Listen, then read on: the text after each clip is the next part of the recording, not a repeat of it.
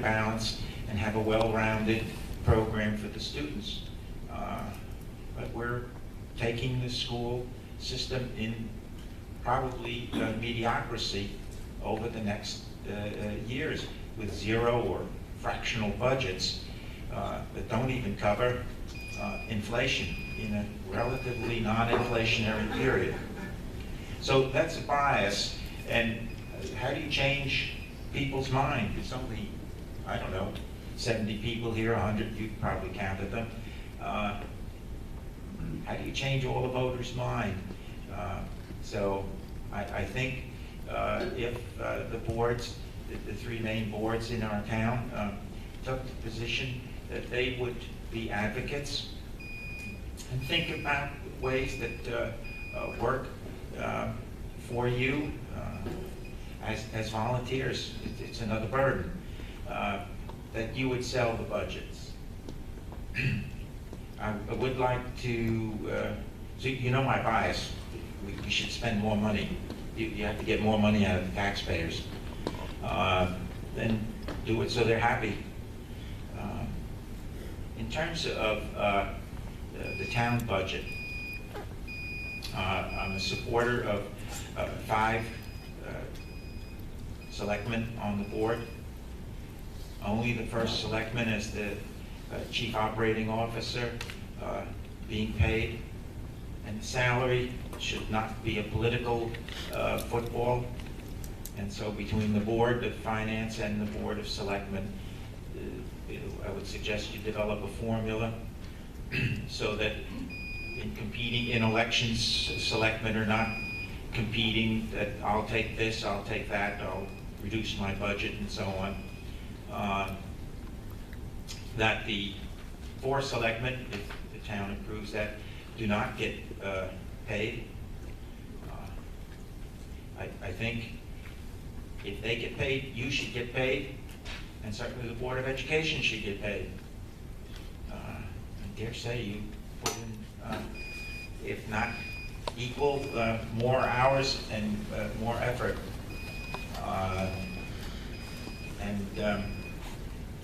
Obviously I'm saying that my wife was one of the selectmen 2 terms back. The money that comes forward, if you do not pay them, I think should go towards public safety. We have now the state troopers here, and I think a committee ought to be formed under the direction of the first selectman or the Board of Selectmen to evaluate what we should do in terms of police. We do not want to get a reputation as a crime center. And we are getting a reputation relative to drugs. So that perhaps in the next budget cycle, not this one coming up, you can't work that fast, but for the next budget, a plan comes forward that perhaps removes the state trooper system and puts in our own police. Plainfield does it, and other towns you can look at to do it. And I think that will go a long way in increasing the tax base. That may also increase the revenue available for education. Thank you. Thank you, Paul.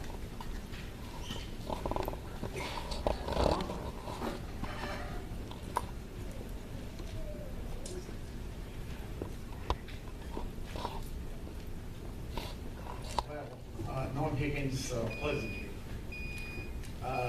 There's a lot covered in the early phases here, and hopefully some other people will come up and speak what they feel would serve the interests of the town. First, what Paul said, I have to disagree with him. This budget is terrible for the school board. It is terrible in a lot of ways, and some people spoke about it. How can you expect to recruit kids from Voluntown and Lisbon when the population of the students is shrinking.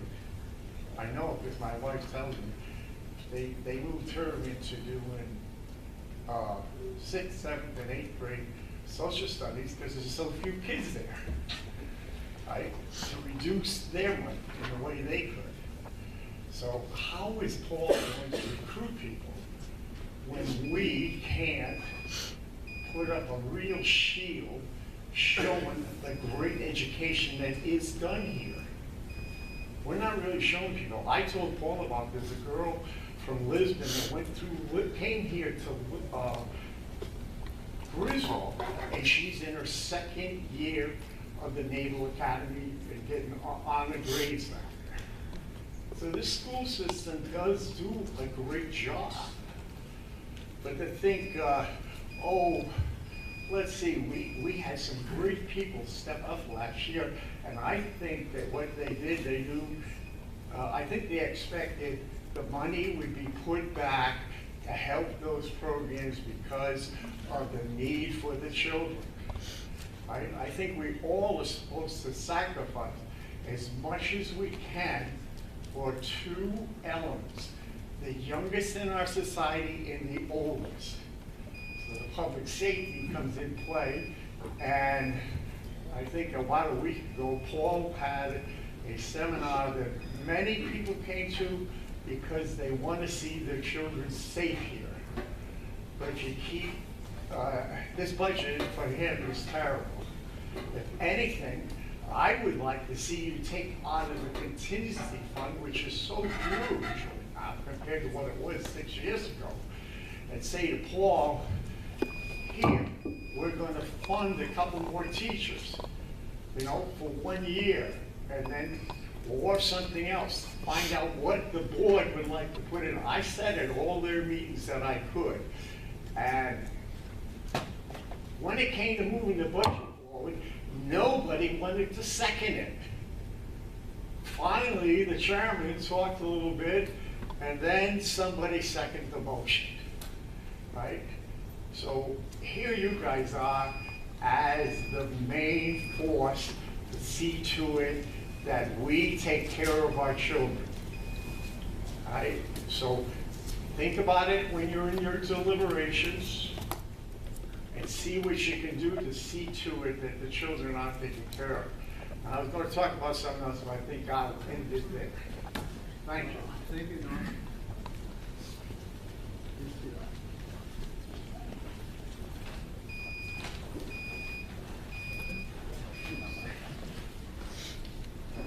Lisa Willard, 73 Juniper Lane. I'm here to support the budget. I wish it was a little higher, but I do get it after last year. But having a freshman and a senior, I do believe that Mr. Smith putting those stipends back in is important. And why I say this is when I go on college tours with my daughter, they're looking for a well-rounded individual. And I believe like having a play, student council, going to leadership conferences, that's going to make our students stand out from NFA or Woodstock. And by talking to a lot of people at the colleges, it's not just getting an education. It's not being the top person in the class and getting all A's. That's not going to get you into a good college because you're not well-rounded. So I do believe Mr. Smith has done the best he can, especially after last year. It was a nightmare. And I also believe that the second selectman and the third should be volunteer. And Kevin, you are doing a great job. That's it. Thanks. Thank you.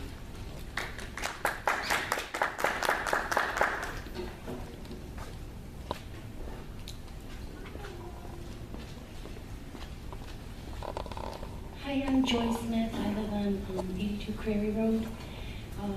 And I just wanted to really second what the previous speaker just said. I have an exchange student that's living with me this year, and she's part of the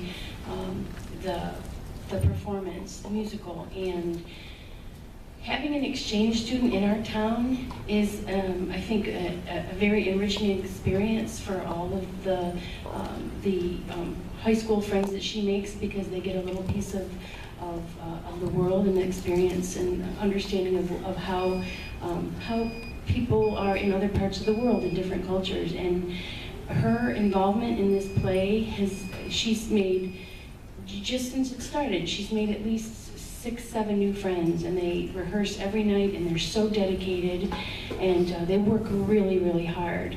And so I think that the budget is too low, the school budget is too low, but I understand why it is the way that it is, and I support it, and I'd like to see it go forward, and I also think Kevin's doing a good job.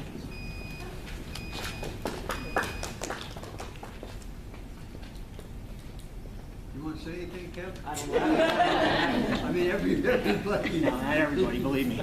You know.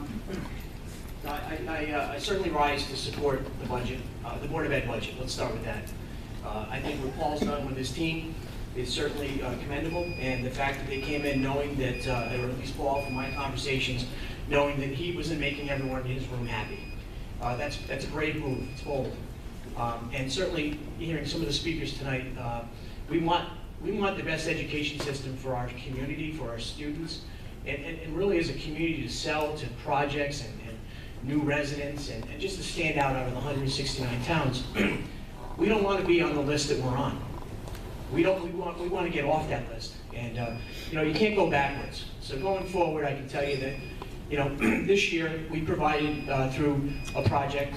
We realized the assessor's office was just flat out bad, and we discovered $169,000. Correct? Somewhere around $169,000 on unassessed values in the town, as you all know. I've shared it with the Board of Finance. I've shared it with the Board of Ed. That's embarrassing. It's embarrassing that we've allowed ourselves to be in those positions over the years.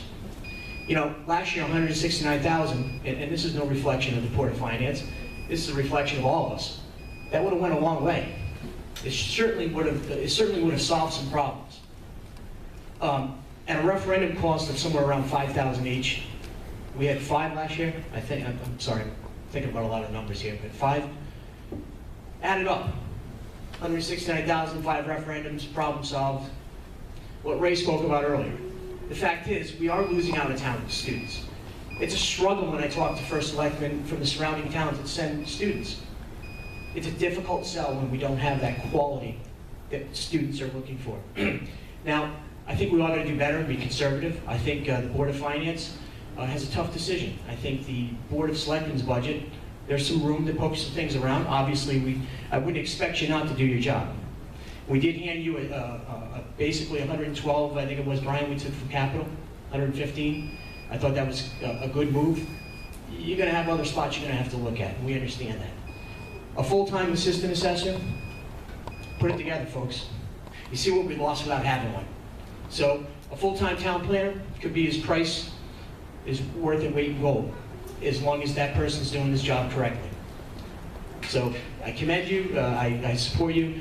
I'm not going to get into comments about, I want to see 5 selectmen, that's where we'll go. As far as money, I'd appreciate it if you capped it. I don't care if you say no money. I don't care if you say 5,000 each. I don't care if you say whatever, no more than the budget we allocate. It has been a football, and the football's confused people. Okay? One thing with this whole process, not to get into tomorrow's meeting, today, is that that's an opportunity to get more voices on that board. And that's what we've been lacking in this community for a very, very long time. New people are coming out every day, folks. You see it. Steve, you've been here probably the longest out of anybody. You see a lot more interested people coming out to meetings, getting involved, and I think that's a good thing. And I think through some of these positive changes that's going to affect that. So I asked the Board of Finance to at least cap a number. I don't care what you do. I'm not going to suggest anything. Do what you got to do, but at least cap a number. So we go into that referendum having some knowledge of where we're going to be. And again, my final comment is I certainly support the Board of Ed budget going forward. Thank you. Thank you. Anyone else? Don't everyone jump up at once. That's it.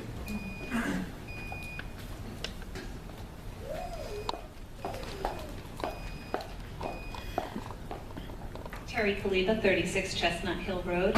I'm just here to support the budget that's been put forward for the Board of Education. I thank the board and Paul for all their hard work. I know this was a difficult year, especially after last year. I would ask the Board of Finance to put forward that 1.35% increase and let the townspeople decide. Thank you. Thank you.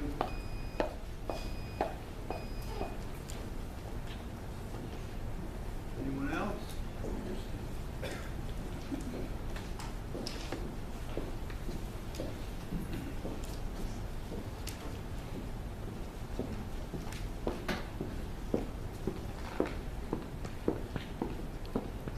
Hi, I'm Lorraine Anthony. I live at 43 Walter Drive, and my mother of 2 children who went through the Griswold public school system, and I also teach at the high school. And I'm here to implore you to not cut the school budget any further than it has been cut, because as a parent and as a teacher, I see what we used to be able to offer the students compared to what we can offer them now. And it's difficult to say that it's the same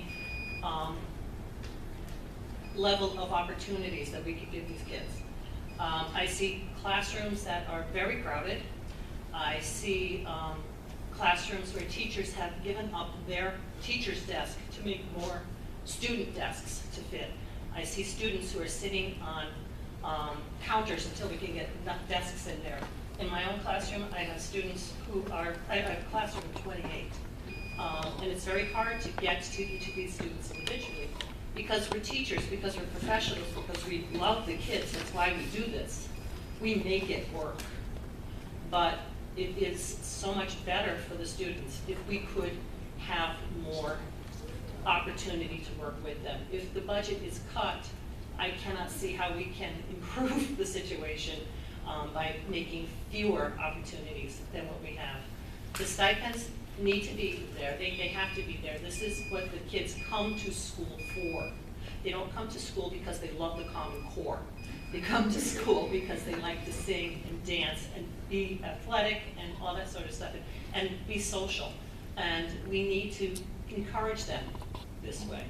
I hope that you will consider the budget as it is and not take any more out of it, because I honestly do not know where else it can come from. I appreciate your time and your effort, and I thank you very much. Thank you.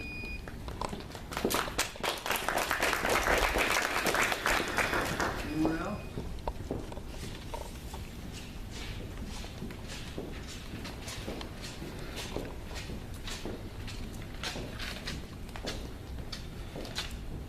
Wayne Malin of the Pequot Trail, and I'm here to support the school budget. I think it's a shame that it's, looking at this graph, and this is all we've been able to give the school for the last 6 years.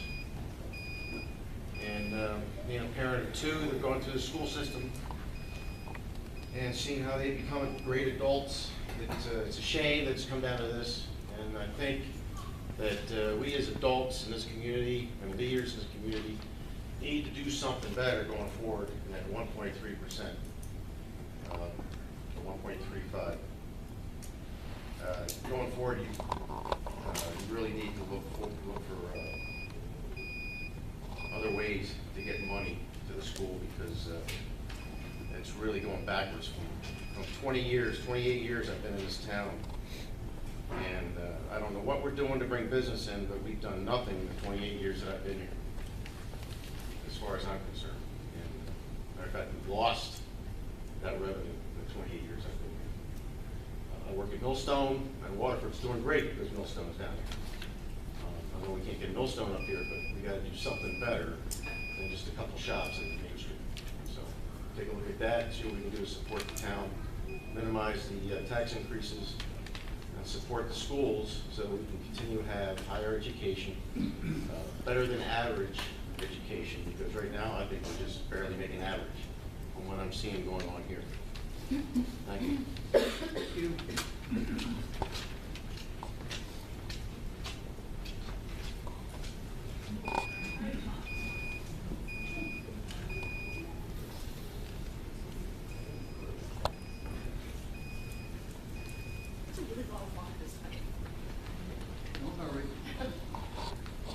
Again, Melissa Wooten, one thing I didn't say before, because I just wanted to tell you that I support the education budget, but a lot of the parents in the room are working outside